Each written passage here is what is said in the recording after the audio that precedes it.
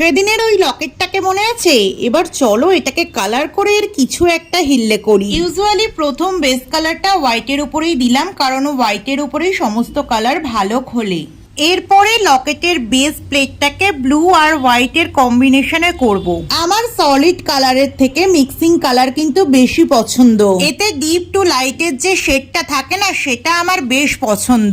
আমি তাই ফুলের পাপড়ি, ফুলের ডাঁটি, পাতা সবকিছুতেই 2-3 রকমের কালার মিক্সিং করে করে একটা কালার আনার চেষ্টা করেছি। এর শেষ ভালো হোক বা খারাপ, আমি কিন্তু মারাত্মক এক্সাইটমেন্ট নিয়ে পুরো কাজটাকে করেছি। অ্যান্ড ফাইনালি এর লুকটা কিন্তু খুব একটা খারাপ আসেনি। এটাকে আমার বাড়িতেই পড়ে থাকা একটা পুরনো মুক্তোর মালার সাথে আমি অ্যাটাচ করেছি, আর এটা দেখতে অসাধারণ লাগছিল আমার। তোমাদের কেমন লাগছে আমি জানি না। রাখি পূর্ণিমাতে আমার এই প্রথম কাজটা কিন্তু আমি দিদিকে গিফট করেছি, আর ওর বেশ পছন্দও হয়েছে।